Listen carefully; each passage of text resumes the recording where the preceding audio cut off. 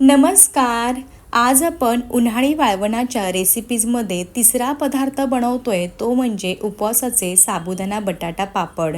हे पापड पहा, तळल्यानंतर अगदी दुप्पट तिप्पट फुललेले आहेत. पापड अजिबात कडक स्वरूपाचे तयार न होता अगदी हलके फुलके आणि खुसखुशीत तयार झालेले आहेत. आज आपण साबुदाणा जरासुद्धा न भिजवता न शिजवता अगदी कोणतीही पूर्वतयारी न करता झटपट असे पापड तयार करणार आहोत. कोणालाही जमतील इतके सोपे आहेत.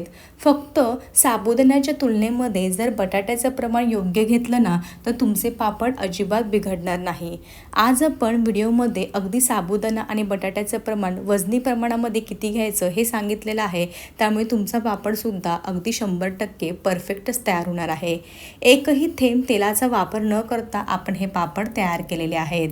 चला तर वेळ न वाया घालवता रेसिपीला सुरुवात करूयात. आता आपले हे पापड ना 1-2 वर्ष हवाबंद डब्यात टिकण्यासाठी काय करावं हे सुद्धा सांगितलेलं आहे. जर तुम्हाला माझ्या रेसिपीज आवडत असतील तर चॅनलला जरूर सबस्क्राईब करा. त्यासोबतच नवनवीन रेसिपीच्या अपडेटसाठी बेल आयकॉन देखील प्रेस करा. अगदी निशुल्क आहे. पापड तयार करण्यासाठी मी या ठिकाणी बरोबर वजनी प्रमाणामध्ये अर्धा किलो साबुदाणा घेतलेला आहे. आज आपण जरासुद्धा साबुदाणा न भिजवता न शिजवता झटपट असे उपवासाचे पापड तयार करणार आहोत. आता अर्धा किलो साबुदाण्यासाठी बरोबर आपल्याला 2 किलो उकडलेले बटाटे लागणार आहे. ते तुम्हाला मी पुढे सांगेलच. आता सुरुवातीला आपल्याला काय करायचं आहे, हा घेतलेला सर्व अर्धा किलो जो साबुदाणा आहे ना तो अगदी कमी आचेवरती मस्त असा फुलेपर्यंत भाजून घ्यायचा आहे. आता या ठिकाणी साबुदाणा भाजताना काळजी घ्यायची आहे. अजिबात मोठ्या गॅसवरती न भाजता अंदाज घेत घेत मंद ते मध्यम आचेवरती छान असा फुलेपर्यंत भाजून घ्यायचा आहे. जर तुम्ही या ठिकाणी घाई केली ना तर काय होणार आहे, जो साबुदाणा असतो ना तो आतपर्यंत भाजला जात नाही. त्यामुळे काय होतं, पावडर अगदी व्यवस्थित बारीक तयार होत नाही. त्यामुळे सुद्धा मग हे पापड जे आहे ते तळल्यानंतर फुलत नाही. त्यामुळे ही स्टेज फार महत्त्वाची आहे. या ठिकाणी घाई करायची नाही. साधारणतः अर्धा किलो साबुदाणा भाजण्यासाठी मला या ठिकाणी 10 ते 12 मिनटं कमी ते मध्यम आचेवरती लागलेली आहे. या ठिकाणी साधारणतः एक 10 ते 12 मिनटं झालेली आहेत. अगदी कमी ते मध्यम आचेवरती सतत हलवत साबुदाणा मस्त असा खमंग भाजून घेतलेला आहे. हे पहा, साबुदाणा भाजल्यानंतर मस्त असं टम्म फुगलेला आहे. साबुदाणा भाजल्यानंतर आणि साबुदाणा भाजण्याच्या अगोदर दोन्ही फरक पाहून घ्या. अगदी असा साबुदाणा होईपर्यंत भाजून घ्यायचा आहे. आता हा सर्व भाजलेला साबुदाणा एका मोठ्या ताटामध्ये काढून घेऊयात आणि पूर्णपणे थंड करून घेऊयात. मी एका साईडला कुकरमध्ये 2 किलो बटाटे उकडायला आधीच ठेवलेले आहेत. साधारणतः एक 10-15 मिनटातच पंख्याखाली हा साबुदाणा पूर्णपणे थंड झालेला आहे. आता आपण ह्याची जेवढी शक्य होईल तेवढी बारीक अशी पावडर तयार करून घेणार आहोत. आता हा भाजून घेतलेला सर्व साबुदाणा मिक्सरच्या भांड्यामध्ये घालायचा आहे आणि जेवढी शक्य होईल ना तेवढी एकदम बारीक पावडर तयार करून घ्यायची आहे. आज आपण जरासुद्धा साबुदाणा न भिजवता न शिजवता झटपट असे हे पापड तयार करणार आहोत. माझा साबुदाणा जास्त असल्यामुळे मी 2 बॅचमध्ये हे बारीक करून घेणार आहे. हे पहा, अशा प्रकारे मस्त अशी पावडर ह्या ठिकाणी साबुदाण्याची तयार झालेली आहे. एका मिक्सिंग बाउलमध्ये काढून घेऊयात. याच पद्धतीने उरलेला सर्व साबुदाणा मिक्सरच्या भांड्यामध्ये घालून बारीक अशी पावडर तयार करून घेऊयात. हे पहा, अशा प्रकारे सर्व साबुदाण्याची मस्त अशी बारीक पावडर मी तयार करून घेतलेली आहे. परफेक्ट. आता तुम्हाला जरी वाटत असेल की ही पावडर फार बारीक झालेली आहे तरीसुद्धा एकदा सुजीच्या चाळणीने चाळून घ्यायची आहे. कारण की बारीक जरी झाली असेल ना तरी थोडे थोडे छोटे मोठे कण शिल्लक राहतातच. त्यामुळे लक्षात ठेवा, ही स्टेपसुद्धा फार गरजेची आहे. तयार केलेली साबुदाणा पावडर एकदा बारीक अशा चाळणीने चाळून घ्यायची आहे. हे पहा, मी चाळून घेतली सर्व पावडर. त्यानंतर चाळणीमध्ये असे छोटे छोटे बारीक बारीक साबुदाण्याचे कण शिल्लक राहिलेले आहेत. असे शिल्लक राहतात, त्यामुळे चाळणं फार गरजेचं आहे. आता हे शिल्लक राहिलेले कण पुन्हा मिक्सरच्या भांड्यामध्ये घालून चांगली अशी बारीक पावडर तयार करून घ्यायची आहे. हे पहा, अशा प्रकारे सर्व साबुदाणा पावडर मस्त अशी मी चाळून घेतलेली आहे. आता एकदम मस्त असं साबुदाण्याचं बारीक पीठ आपल्याला इथे भेटलेलं आहे. आता साबुदाणा पावडर तयार करण्यापूर्वी मी तुम्हाला मोजून दाखवलेली होती. बरोबर अर्धा किलो साबुदाणा मी घेतला होता. अर्धा किलो साबुदाण्यासाठी बरोबर आपल्याला 2 किलो उकडलेले बटाटे वापरायचे आहेत. हे अगदी परफेक्ट प्रमाण आहे. जर तुम्ही पाव किलो साबुदाण्याचा हे पापड तयार करत असाल ना तर पाव किलो साबुदाण्यासाठी 1 किलो बटाटा हे परफेक्ट प्रमाण आहे. जर तुम्ही असं प्रमाण घेऊन हे पापड बनवले ना, पापड अजिबात चुकणार नाही. दुप्पट तिप्पट फुलतील आणि एकदम खुसखुशीत आणि हलके फुलके तयार होतील. हे पहा साबुदाणा पावडरसुद्धा तयार आहे. 2 किलो उकडलेले बटाटे घेतलेले आहेत. आता आपण हे उपवासाचे पापड तयार करत आहोत, त्यामुळे आपला साधारणतः पोहे खाण्याचा चमचा असतो ना, ते मी 1 ते 1.5 चमचा प्लेन लाल तिखट म्हणजे प्लेन मिरची पावडर घेतलेली आहे आणि चवीनुसार मीठ घेतलेलं आहे. जर तुम्हाला या ठिकाणी लाल तिखट वापरायचं नसेल ना, तर हिरवी मिरचीचा ठेचा वापरला ना तरीसुद्धा चालेल. जर तुम्हाला लाल रंग नको असेल पापडांना, तर सरळ सरळ हिरवी मिरचीचा ठेचा वापरू शकता. आता आपल्याला पापडसाठी लागणारं पीठ मळून घ्यायचं आहे. त्यासाठी आपण जे 2 किलो उकडलेले बटाटे घेतलेले आहेत ना, ते असे किसणीने आपल्याला किसून घ्यायचे आहेत. लक्षात ठेवा, ही तिसरी स्टेप फार महत्त्वाची आहे. जर तुम्ही असे हातावरती कुचकरून उकडलेला बटाटा घातला ना आणि पीठ मळायला गेलात, तर काय होणार आहे, बटाट्याचे जे मोठे मोठे कण ना, किती नाही म्हटलं तरी शिल्लक राहतातच.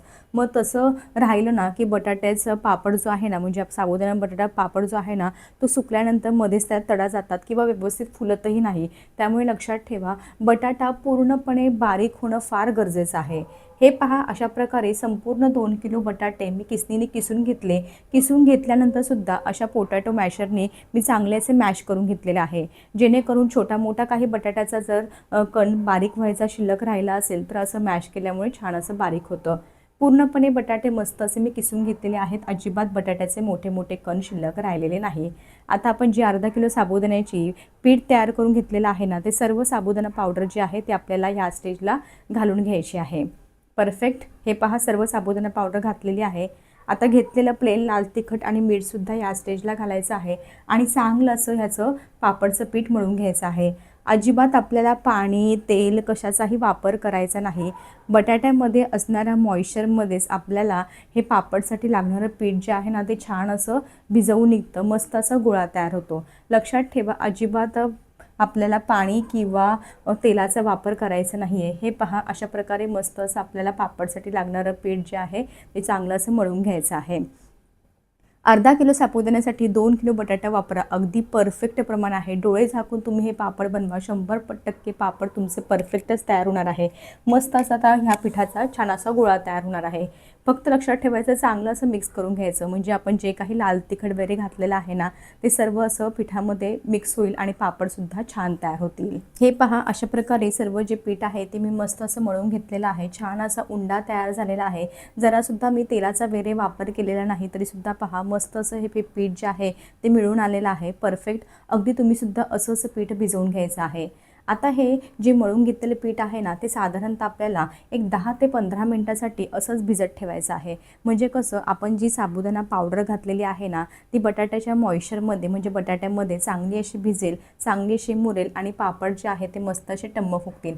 साधारणतः एक 15-20 मिनटासाठी तरी साईडला झाकून ठेवा, म्हणजे मस्त असे आपले पापड तयार होतील. साधारणतः एक 10 ते 15 मिनटं झालेली आहेत. मळून घेतलेलं जे पापडचं पीठ आहे ना, ते मस्त असं भिजलं गेलं आहे. आता आपण लगेचच पापड तयार करायला सुरुवात करणार आहोत. आता तुम्ही या पिठाचे उंडे तयार करताना हाताला तेल लावून घेऊ शकता किंवा न लावतासुद्धा तुम्ही ह्याचे उंडे तयार करून घेऊ शकता. फक्त एवढंच की थोडंसं पीठ जे आहे ते हाताला चिटकतं. जर तुम्हाला अजिबात तेलाचा वापर करायचा नसेल, तर तेल नाही लावलं हाताला तरीसुद्धा चालेल. हे पहा, मी अजिबात तेल वगैरे हाताला लावलं नाही, तरीसुद्धा मस्त असं याचे उंडे तयार होत आहे. आता तुम्हाला पापड किती मोठा छोटा आवडत असेल ना, त्यानुसार तुम्ही या पिठाचा उंडा तयार करून घेऊ शकता. जर तुम्ही माणसं जोडीला असतील, तर एक माणसाला उंडा करायला सांगा, एका माणसाला पापड तयार करायला सांगा, पटकन पापड तयार होतात. पण आज मी एकटीच पापड तयार करत आहे, त्यामुळे 10-15 उंडे तयार करून घेते आणि एका साईडला पापड लगेचच प्रेस करायला घेते मशीनवरती.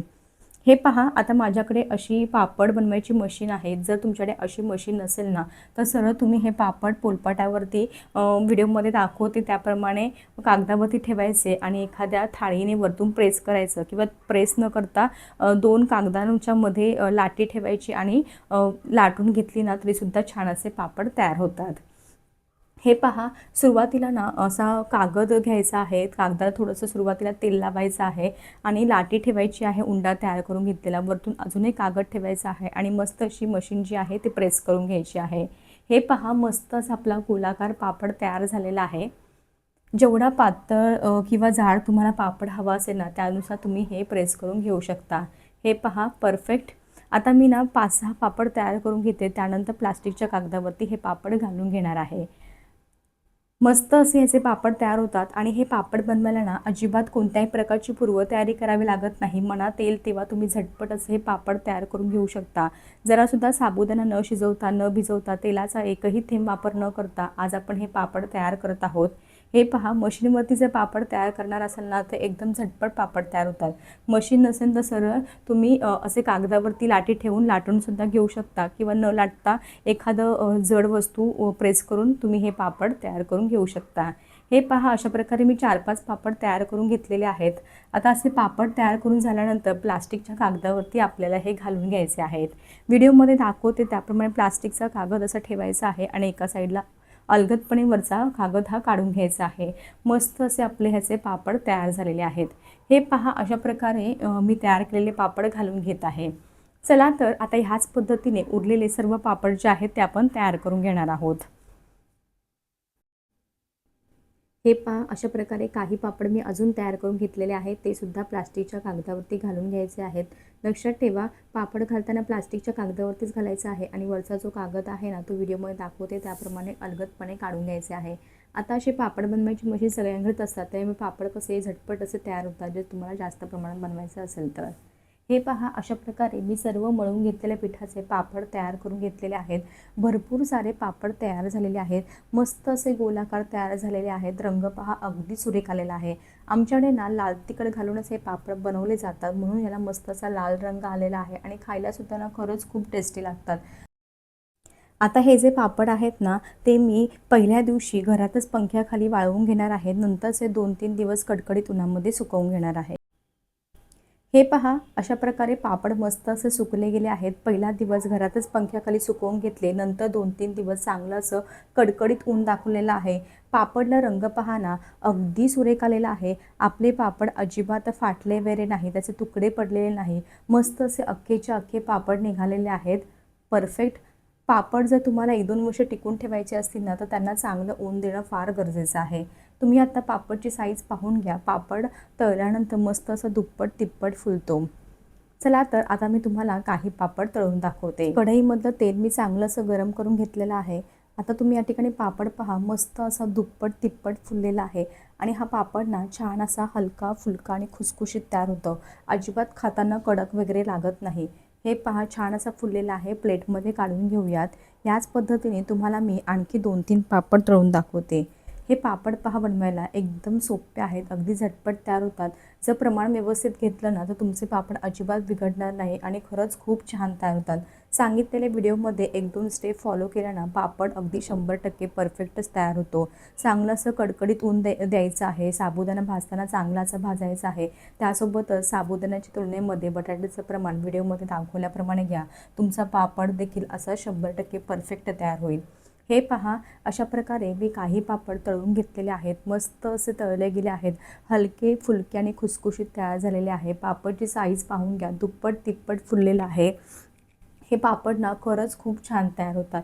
कशी वाटली तुम्हाला माझी आजची रेसिपी? आवडली असेल तर ही उपवासाचे साबुदाणा बटाटा पापड जरूर करून पहा. कसे झाले मला कमेंट बॉक्समध्ये सांगायला मात्र विसरू नका. असेच भेटूया एक नवीन आणि सोप्या रेसिपीसोबत. तोपर्यंत मस्त खा आणि हेल्दी राहा.